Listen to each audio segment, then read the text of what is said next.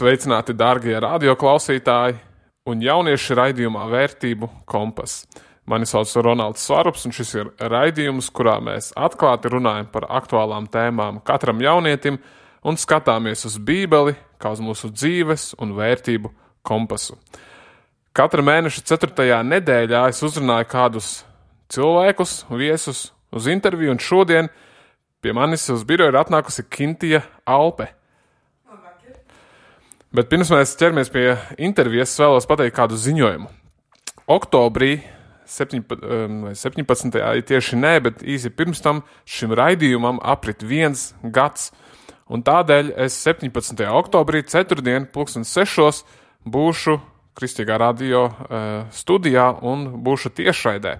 Un es vēlētos labprāt sazināties ar jums, klausītājiem, vairāk dzirdēt no jums un priecātos, ja jūs varētu uzdot man varbūt kādus jautājumus vai pastāstīt, kas jūs ir uzrunājis vai kā Dievs ir darbojies jūsu dzīvē.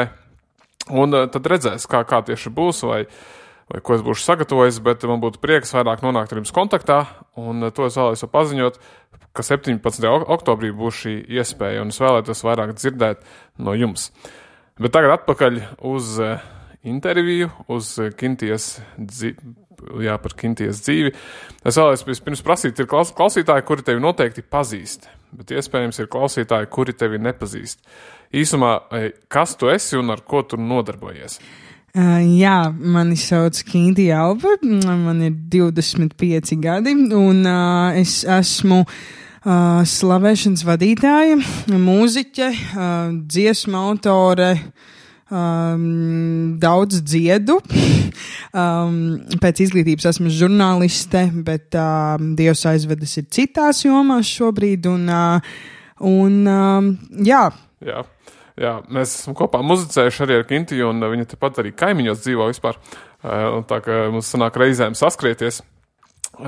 Jā, bet pastāsti varbūt arī savu tādu atgriešanās stāstu, kā Dievs tevi uzrunāja. Kas ir tādi varbūt galvenie punkti, kur Dievs ir darbojies tavā dzīvē?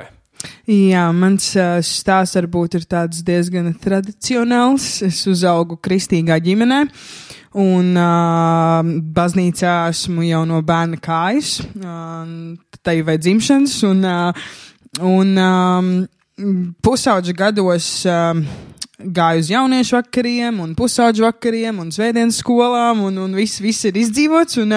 Un tad, kad palika 18 gadi, bija daži tādi dzīves satricinājumi, kas lika meklēt un saukt uz Dievu, meklēt atbildes pie viņa, un viņš šīs atbildes deva. Tas bija tāds pagrieziena punkts man ticībā un arī attiecībās ar viņu. Kopš tā brīža daudz kas mainījās tādā ziņā, kad nomainījās te vai visi cilvēki, kas man bija apkārt, kas man pašai bija pārsteigums. Protams, kontakts vēl ir ar tiem kas ir bijuši iepriekš, bet tāda jauna sezona sākās un diezgan spilgtā veidā. Tas bija Covid laiks, kad tā krasi viss mainījās, un Dievs ļoti deva pārbaudījumus arī ar uzticību viņam kaut kādās draudzībās, ģimenes attiecībās, un tas jautājums ir, vai es vēl joprojām, pat ja būs vētras, pat ja būs slikti, vai es vēl joprojām uzticēšos viņam un mans skats būs uz viņu. Un kaut kādā veidā Dievs pieveda daudz, tiešām daudz cilvēks, kas man ir ļoti lielu ietekmi atstājuši uz dzīvi, gan caur mūziku, gan mūzikas vidē, un man liekas, ap to laiku arī viss sākās tā dziļāk, kad es pavisam pateicu jā Dievam, un viņš arī līdz šim vada. Jā. Jā, ne visi no mums ir nākuši pie ticības, kad mēs bijām mazi.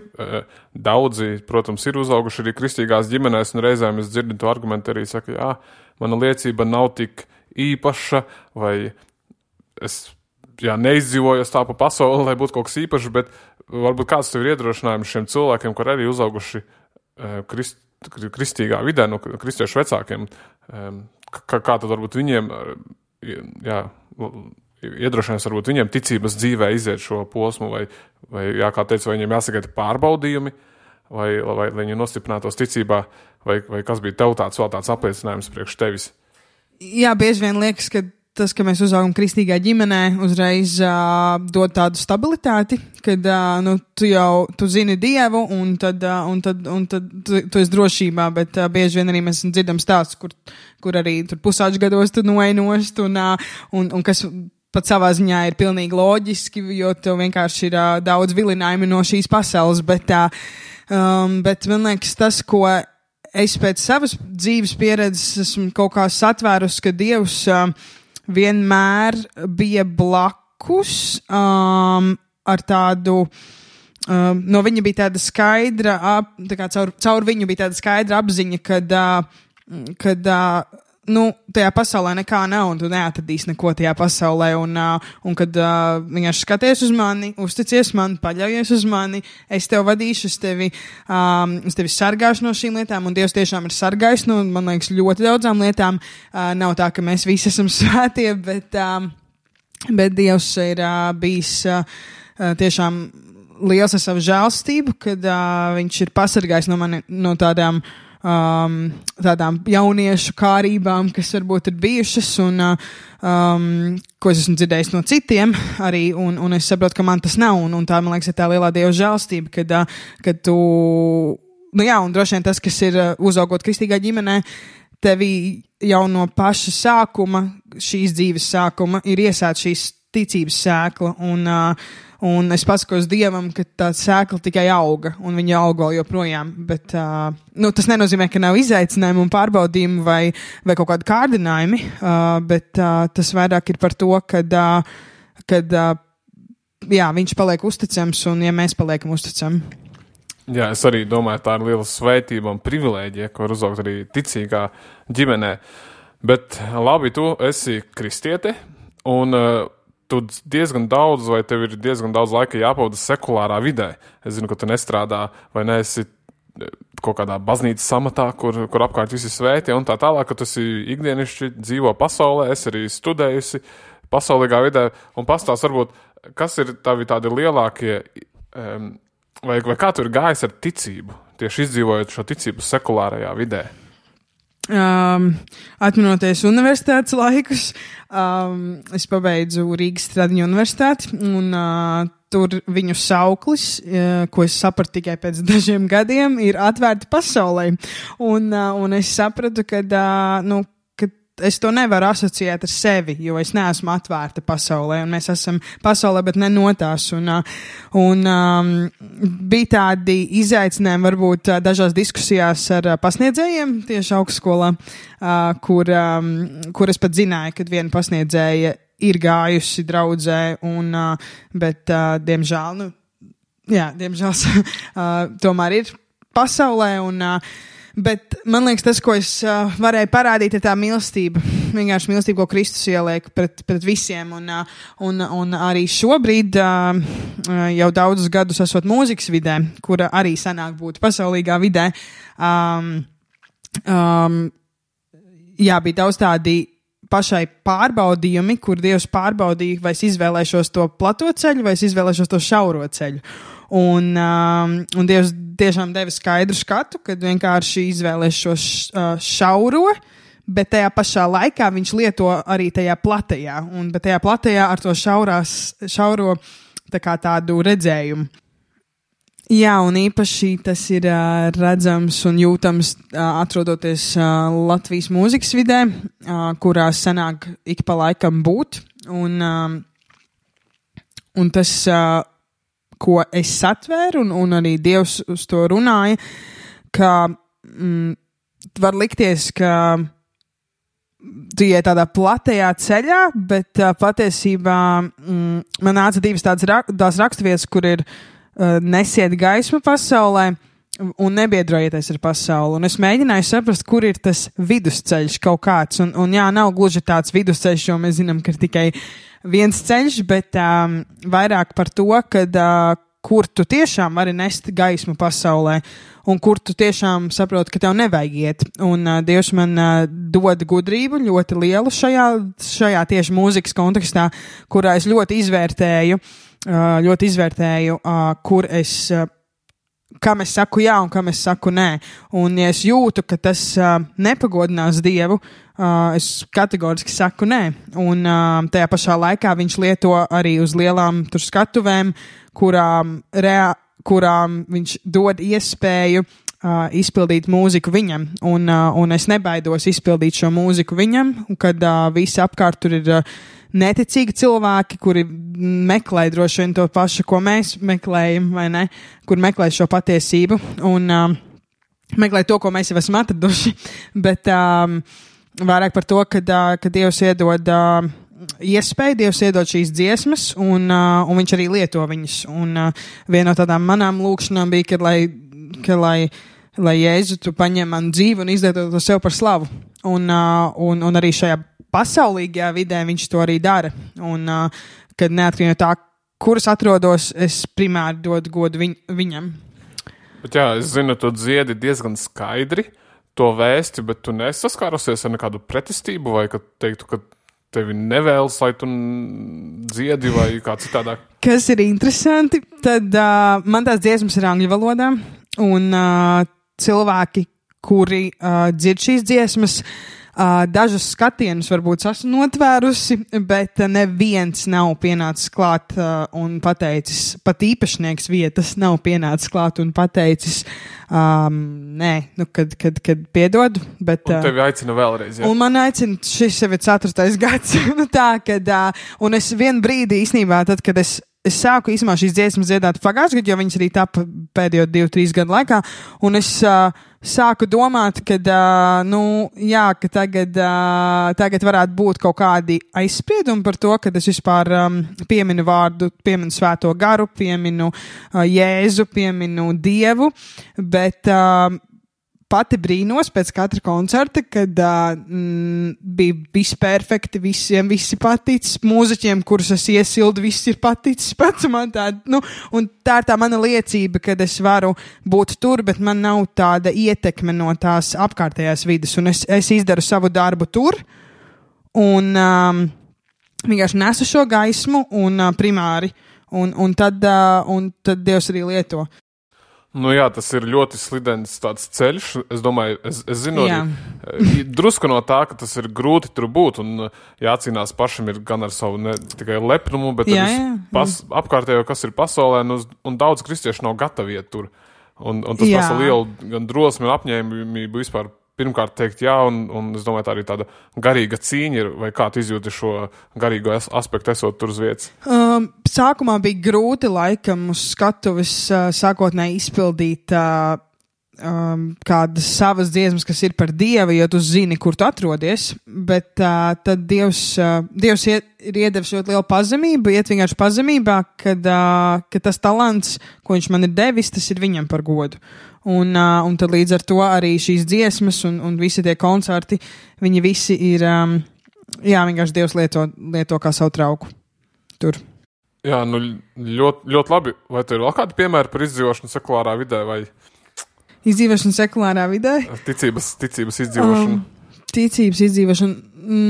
Droši vien darbs, bet darbā es šobrīd sāku jaunā darbvietā, vienkāršā darbiņā strādāt, un Dievs arī tur ir ievedis, un es zinu, kāpēc šajā sezonā, un es tur uzslēdzu kristīgo mūziku fonā, un tā, bet vienkārši, laikam tāds iedrošinājums visiem vienkārši nebaidīties, apliecināt to, kam tu tici, un varbūt gluži nebāzties virsū, bet vairāk vienkārši būt ar to Kristus mīlestību, un tad Dievs arī pats sakārto apstākļus, vai, piemēram, man kolēģis, es atcerējos, ka man kolēģis pirms pāris nedēļām viņš man pats pēkšņi paprasīja, vai es ticu Dievam, un es teicu, jā, ka es ticu, un es ticu vienam Dievam, tā kā, un viņš... Ļoti labi, ka tu precizēji to. Jā, es ticu vienam Dievam, es ticu Jēzum, ja, un viņš man... Tas kolēģis, es viņam prasīju, kam tu tici, un tad viņš atbildēja, ka viņš sev tic, un es teicu, ar kaut ko ir jāsāk, kaut kam ir jātic, bet kaut kā varbūt vai nu garā tas cilvēks sajūt visticamāk, kad kaut kas ir citādāks ar to otru cilvēku. Tā. Nu jā, redzēs, es domāju, bet tie ir tie mazie soļi, kā tu saki, apliecināt savu ticību, un tas jau tas galvenais sākt. Un es zinu arī, jā, tu arī evaņģelizē, varbūt mēs pēc tam pie tā pieskarsimies, bet varbūt īsti tagad, cik svarīgi, vai kā priekš tevis bija pirmajā reizē evaņģelizēt arī uz ielām un tā, un kā tas ietekmē tavu ticību ikdienā? Vai tas ietekmē? Jā, interesants jautājums. Man pirmā reize ielās evaņģelizējot bija Nīderlandē misijas braucienā ar Exodus. Un es nekad to nebiju darījusi uz ielas, un es nesaprotu arī to īstu nozīmi, kāpēc tas ir jādara.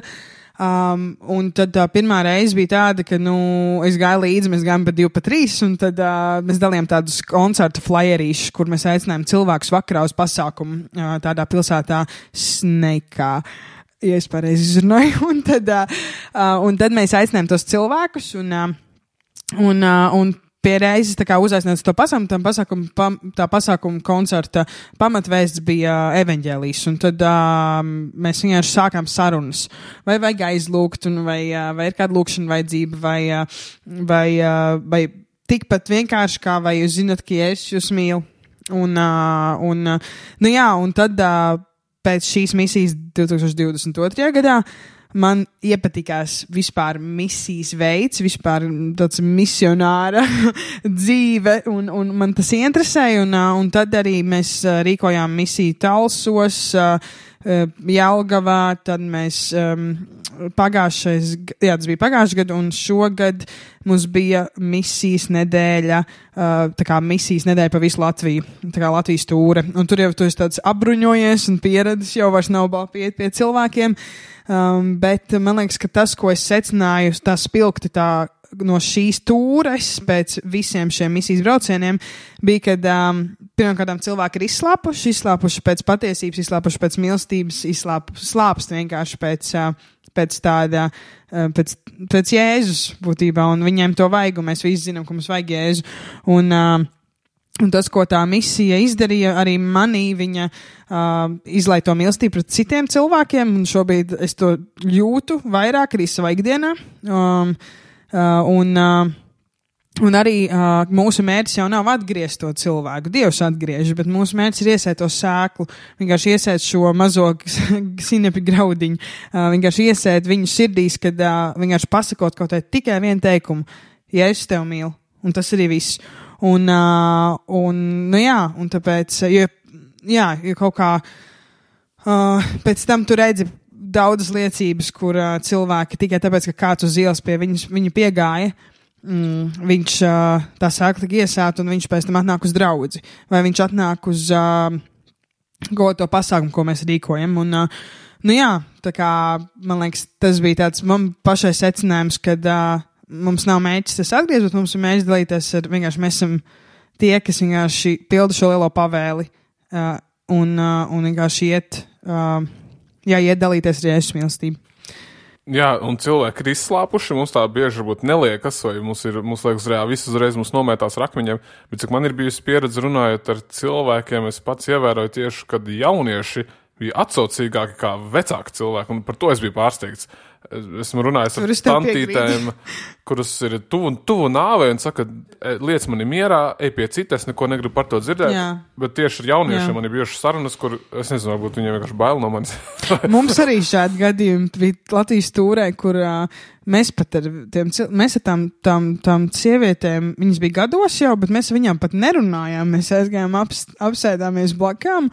Un vai tas ir gars, kas vienkārši saprot, ka kaut kas tur ir, vai kā, bet bija tā, kad arī mūs tā kā atraidīja, bet viņas ir tik ļoti tuvu mūžībai. Bieži vien liekas, ka tas cilvēks tomēr ir tuvāk mūžībai nekā mēs. Tā, un, lai gan mēs nezinām, bet tajā pašā laikā, jaunieši ir atvērtāki, tur es tev piekrītu. Jā, tas ir iedrošinājums jums jauniešiem nekautrēties. Nebaidīties, jā. Jā, un tad nevar zināt. viena saruna var aiziet līdz 2, 3, un tad cilvēki var jau būt atvērti evaņģēlija vēstī. Pat varbūt uzreiz jau no pirmās sarunas. Bet, Kintie, tu stāstīji par izaicinājumiem šī mūzikas vidē, kur tu esi bijusi, bet pastāsti vēl, ar kādiem izaicinājumiem vai grūtībām tu saskāries. Gan tagad saskāries, gan arī jaunībā, vēl jaunākai esot. Es nesaku, ka tas ir veca, bet kas tev ir bijis? Kā tu esi izgājis tiem cauri un kas ir bijuši pāri šīs grūtības, kuras tev ir bijušas dzīvē? Jā, tad grūtības ir bijušas laikam pilnībā paļauties uz Dievu, jo vētras ir bijušas diezgan daudz, bet es to laikam saslēdzu kopā ar to, ka man ir diezgan aktīvs dzīvesveids ar visādiem tur, nezinu, pasākumiem, kalpošanām. Jā, ļoti daudz piepildīta tā ikdiena ir vēl joprojām, un tas jau ir no pusauģu gadiem, un esmu Dievam prasījis, kāpēc tas tā ir, bet es ticu tam, ka viņš arī grib lietot tajā visā. Un tad paralēli tām visām aktivitātēm ir šie pārbaudījumi, kuri ļoti, un tie pārbaudījumi diezgan smagi, viņi vienkārši nāk, pašā vairāk tie ir emocionāli, kur ir tādas grūtības, kur tu mēģini saprast no Dieva, un kāpēc tu to pieļauj, kāpēc notiek tas, vai ne, un tad kaut kā, jā, bija tāds grūtāks posms, tas bija, tie bija, gluži kā stāstā par Jāzepu, kur bija 7 bada gadi, 7 ražas gadi, tad būtībā tie bija mani pēdējie 7 bada gadi. Tā, un ne jau tādā varbūt tādā tiešā nozīmē bada gadi, Dievs gādāja līdz pēdējiem ir gādājis praktiski un materiāli arī, materiālistiski, bet vairāk kaut kādas izaicinājumi bijuši ir emocionāli pārdzīvojumi, tur ir salauzts attiecības, gan ģimenes attiecības, gan draugu attiecības, un viss kaut kas tāds, un tu ej cauri tādam nesaprašanai, kāpēc nepaliek labāk, kāpēc grūti palaist kaut kādas lietas, un tad arī Bībeles skolā man ļoti iznāca ārā tur nepiedošanas vairākas, vai tur, jā, tiešām vairākas nepiedošanas, vairākas kaut kādi rūgtumi par to, ka vispār nevajadzētu būt rūgtumam, jo Jēzus ir visu pie krusta paņēmis, un tad Dievs man mācīja tās lietas palaist, vienkārši atdot viņam, jo viņš ir tas, kas nes tās nastas, un vienkārši, un tā kā, jā, vienkārši mest tās nastas uz viņu, jā, un tad tā viena no, tādām pēdējām grūtībām tur, jā, tas vairāk ir tāds emocionāls tā kā pārdzīvojums, kur tu tagad tikai redzi augļus, tu šobrīd saproti, kāpēc Dievs to visu pieļāva, un Dievs pat atrisināja tās lietas, kas man likās, ka nekad netiks atrisinātas, kas, jā, tur ienāca piedošana, milzīga piedošana, kas deva milzīgu brīvību, un tā brīvība līdz šim ir, un man, ja man pateikt, ka kādreiz būs tā piedošana, es droši vien neticētu tam, bet Dievs zina īsto laiku, jo viņš katrai lietai nolicis savu laiku, un es pat saprotu, kāpēc šobrīd, un tas tāds varbūt ir pēdējais, tāds lielais, kas man ieved arī jaunā sezonā dzīvē, kopā ar Jēzu, ka vienkārši viņš zināja jau pirms tam, viņš zināja, kāpēc, un man tikai vajadzēja to lietu palaist, būtībā dot viņam, un tad, kad es to izdarīju, tad arī notika tas, kad bija tāds notikuma pavērsiens, un Dievs dziedināja sirdi, un tādu lielu brīvību izlaija caur to. Jā. Ļoti vērtīgi. Jā, daudz lietas, gan jau niansēs, te neies, bet, tas daudz, kas piedzīvots un Dievs darbojas, un tu esi, piedzīvojis grūtības dažādas, bet varbūt tad arī pastāst kādas tad liecības, kāda Dievs ir uzklausījis, vai kādas savas lūkšanas, vai ir darbojies, kādos tādos, teiksim, pārdebiskos veidos. Un es zinu, tas ir subjektīvi, daudz teiks, to nevar pierādīt, bet kas teiks tā priekš tevis, kur teikt, tur tiešām Dievs darbojās? Jā, tad laikam tā ir tā lieta, ko es minēju tikko, un ir vēl viena lieta, bet tā lieta, ko es minēju tikko, tas bija mazliet ieskicējot, tur bija neatrisināta tā kā komunikācija, vienkārši 4 gadu garumā attiecības un neatrisināta attiecību komunikācija, un Un, jā, tur bija tāda nepiedošana un tā kā tāds aizvainojums un tā kā nebija noslēgums tam stāstam, jo es ticu tam, ka cilvēka dzīvē ir arī sezonāli, un šim stāstam nebija tāds nobeigums, bet Dievs vērsa visu pa labu, un viņš savā laikā, tas bija pavisam nesen, bet viņš savā laikā arī tā cilvēka sirdi sagatavoja droši vien, un es ticu tam, ka arī manu sirdi viņš sagatavoja, lai varētu pieņemt to piedošanu un tad apusēju, un kad ienāk abiem cilvēkiem tā brīvība, un kā tas cilvēks iet, tā kā turpina vienkārši darboties Dieva darbā un kalpot, un tad tā otra lieta ir vairāk tāda materiāla lieta, bet tā ir liecība man, laikam, viena no lielākajām, kas bija saistībā ar Bībeles skolu. Es pabeidzu Baltijas kalpošanas skolu, jeb BSM, un tā studija maksa priekš Latvijas nav baigi mazā, un es domāju, un tad pirms es gāju skolā bija tāds jautājums, kā es nomaksāšu, jo, tomēr bez darba būšu, un kuras dzīvokli likšu, un tā, un Dievs visu cauri šo mācību gadu viņš lika sirdī kādiem cilvēkiem ziedot, draudzi atbalstīja finansiāli, un visa tā summa tika nosaka līdz pēdējiem, ka pat pēdējā dienā mana direktora sieva, viņa man pateica, ka kāds ir samaksājis vēl summu, un palika tikai tāda nieka kaut kāda tur, neteikšu, ka nieka, jo katra naudiņa ir, vērtīga, bet tā kopsumma, salīdzinājumā ar to kopsummu, tad tas bija tāda maza summa, un tad viņš lika sirdī vienai māsai no draudzes to nosakt, un man tā bija milzīga liecība, jo tas tiešām bija jautājums, kā es samaksāšu, ja, klasiskais jautājums, jo, liekas, bet tad ir tāds, bet tur, kur Dievs sūta, viņš arī gādā, un tad, kad mēs to apzināmies, tad, kad mēs to ļoti, tas nav tikai varbūt pat finansiāli, bet ja viņš gribēs, lai tu tur esi, viņš arī parūpēsies par to, ka tu tur vari būt, un vienalga, kas tā būtu Bībeles skola vai kāda cita vieta vai pat cita valsts, bet tā, kad, jā, man tā bija liela liecība un tāda arī uzticības treniņš, bet Dievs tiešām ir uzticams un viņš līdz pēdējiem grib par saviem bērniem rūpēties. Es zinu, kā tas ir, un zinu, nav viegli būt tādā situācijā, bet jo vairāk mēs paļaujamies uz saviem miesiskajiem līdzekļiem, jo mazāk mēs piedzīvojam Dievu. Jā. Un es domāju, katram ir vajag piedzīvot tādas lietas, un mums arī tieši mūsu situācija arī bija Bībeles skola, kur mēs piedzīvojam to, kā Dievs rūpējas. Bet tā ir tāda lieta, kurai jāiziet cauri un jāsaprot, mēs savā spēkā nevaram noteikti mums ir vajadzīgs Kristus, un viss, kas mums ir Kristus, un tas ir tāds, jā, svarīgi iziet cauri tādam posmam, bet slavu Dievam, jā, ka viņš parūpējās par šo visu, un mēs jau tojamies noslēgumam drīzumā, bet kas ir tādas lietas, kur teiktu, kā Dievs lieto tevi šobrīd? Ar ko tu nodarbojies šobrīd? Kas ir tāds, kas tev varbūt nākotnē sagaida vai tagad tuvākajā laikā? Kā jau teicu, man ir jauna sezona, kur līdz ar brīvību Dievs vada tālāk, vada dziļāk, gan vēl joprojām slīpējot raksturu un vēl citas lietas, bet Dievs ievedis ir arī jaunās kalpošanās, un arī turpina jau iesāktās tādos jaunos līmeņos, un viena no tādām jaunajām kalpošanām, kas sākās šodien, kad mēs ierakstam šo raidījumu, bet tā ir kalpošana sieviešu cietumā, kur man pavisam negaidīti, bet piedāvāja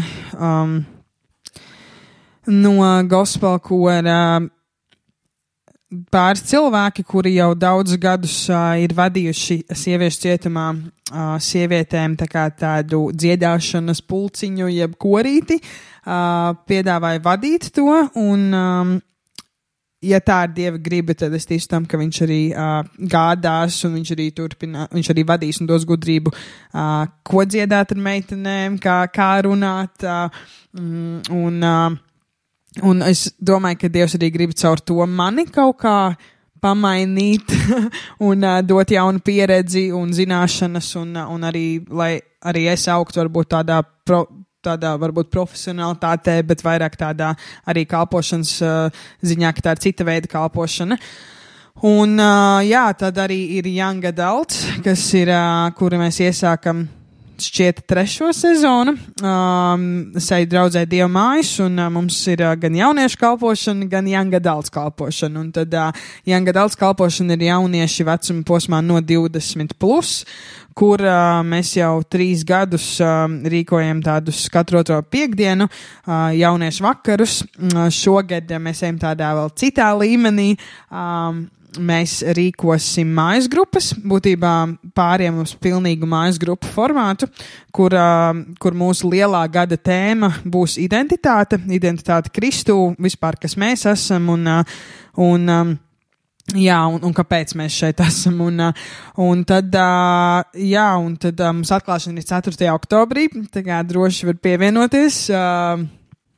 Un sekot sociālajos tīklos, Instagramā Young Adults, un kā arī jauna sezona sākās Salvation Crew, kristīgai jauniešu organizācijai, ja tā laikam to var nosaukt, un mēs esam vairāk jaunieši katrs no savas draudzes, bet mēs esam apvienojušies tādā tā kā kustībā, kurā mēs ejam evanģelizēt katru sestdienu. Šobrīd tas sanāk būs katru sestdienu Vecrīgā visticamāk, vai arī Vērmeņdārzā, bet katru sestdienu mēs ejam evanģelizēt, tad ir arī tādi living room worship vakari, jeb istabas slavēšanas vakari, kur arī drīz atsāksies, un bībeles studijas, kurām arī var pievienoties brīvi, jeb kurš, kuram ir brīvs un grib kādu foršu kristīgu kompāniju.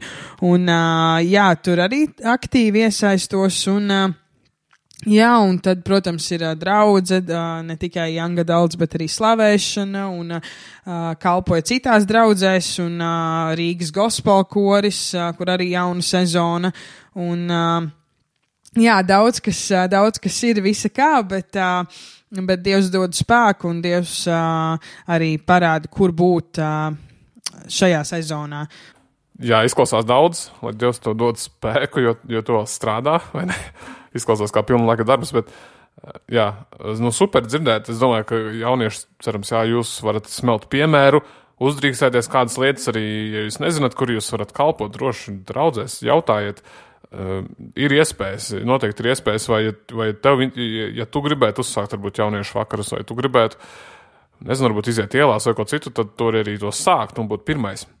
Bet, ja jaunieši grib jautāt vai sazināties ar tevi vēl kaut kā, kur viņi var tevi atrast, kur viņi var tev uzrakstīt vai dzirdēt tavu mūziku? Jā, noteikti var ar mani sazināties sociālajos tīklos, Facebook vai Instagram.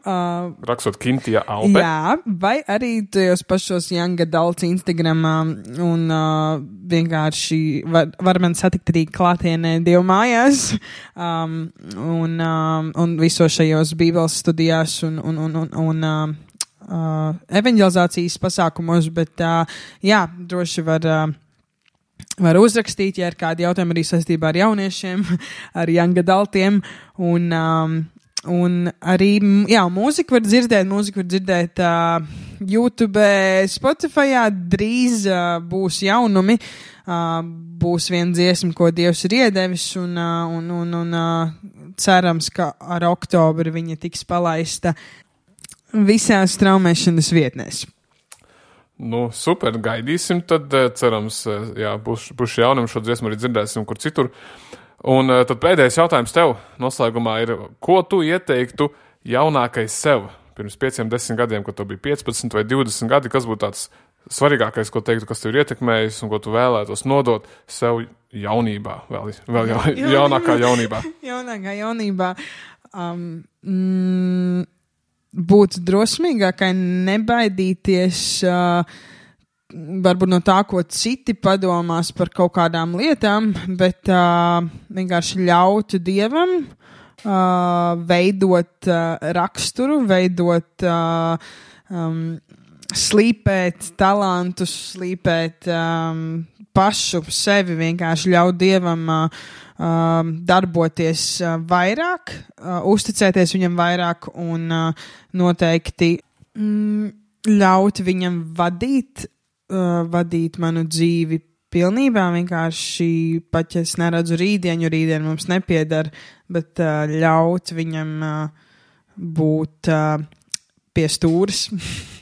Nu, labi, vēl pēdējais jautājums. Un kas bija tas, tad, kas tev izmainīja, kad tu ieguvi lielāku drosmu, lielāku paļāvību? Kas tev bija kādas lietas, ko tu darīji? Vai? Jā, tās lietas, kas man lika nonākt pie šādiem secinājumiem dzīvē, bija noteikti tas, kad man nācās palaist ļoti daudz lietas, kuras es negribēju palaist, un tajos pašos 20 gados likās, kaut tad es atlaidīšu to situāciju, to cilvēku un tam līdzīgi, bet Dievs iemācīja palaist un ļaut viņam tā kā darboties caur mani, un caur to viņš arī iedeva tās visas dziesmas, kur dziesmas nosaukums ir Let Go, Let God, kur tu vienkārši palaid un ļauj Dievam. Un tas ir tas, kas ir jāpraktizē. Tas varbūt brīži vien liekas tik vienkārši pateikt, bet īstenībā tas nav vienkārši, jo gribas turēties, gribas sev, bet Dievs grib, lai mēs atdodam viņam pilnīgi visu. Un tas bija tas, ko es šo jaunības gadu laikā ļoti spēcīgi izdzīvoju caur dažādiem tiešām pārbaudījumiem un arī pat sāpinājumiem, bet tu redzi, kad beigās Dievs atdodot viņam, viņš visu vērš par labu. Paldies! Jā, tad varat sekot Kintijai sociālās tīklos vai uzdot kādu jautājumu, ja ir interese. Un paldies visiem, kas jūs klausījāties šo raidījumu. Ja tevi tas iedrošināja, noteikti aizsūti to kādam citam, kuru varētu tas iedrošināt. Un to var atstāt arī man atsauksmi vai ideju nākamajām tēmām, apmeklējot mājaslapu ej.uz/slipsvītra vērtību kompas. Un tu arī vari man uzrakstīt kādus jautājumus, kurus uzdot arī nākamajiem viesiem. Tas arī ir kā ideja, ko var droši darīt, un šī mājaslapā tad brīvi varēt rakstīt man. Bet noslēgumā es vēlos vēl lūgt arī par Kintiju un arī par mums klausītājiem. Pateicība tev, Dievs, par to žēlstību, ko tu dod, ka tu esi pacietīgs ar mums ik katru, ka tu mūs vadi, un arī slava tev, Dievs, ka tev ir ceļš priekš mūsu dzīves, ik katra dzīves, un svētī Kintiju visos šajos ceļos, kas būs arī šīs dienas kalpošanā cietumā, un gan sludināšanā uz ielām, un muzicējot, un visur, Dievs, ka tu viņu vadītu un pasargātu, un paldies tev, ka es jau tik daudz darbojies viņas dzīvē, un es lūdzu, ka ik katrs no mums mēs varētu mācīties paļāvību tev, un ka mēs mācītos arī palaist lietas vaļā, un apzināties, Dievs, ka mēs esam šeit uz īsu laiku, un ka viss, kas mums ir, tas viss nāk no tevis, un to visu to var paņemt arī prom, un arī dot vēl daudz ko vairāk, bet tam nav nozīmes, ja mēs nezinām, kādēļ mēs esam šeit, Dievs. Un tu esi mūsu ielicis, lai mēs varētu paust šo vēsti tālāk un darīt to, ko tu esi mums teicis darīt. Un es lūdzu, lai mums būtu arī šī drosme un paļāvība uz tevi, un ka mēs varētu pildīt šo uzdevumu, kuru tu esi mums uzticējis. Un svētī Dievs ir katru klausītāju un jaunieti šī ceļā, ka šis Kinties stāsts būtu par iedrošinājumu un svētību katram, kurš klausās. To mēs lūdzam Jēzus Kristus vārdā. Āmen. Amen. Paldies, Kintie, ka tu biji. Un dargie radio klausītāji, kā vienmēr sekosim Dievam un Bībelei, mūsu dzīves un arī vērtību kompasam. Jaunieši, īpaši vīri, esiet stipri un droši, un meitenes sargājiet savu sirdi. Tiekamies nākamajā raidījumā.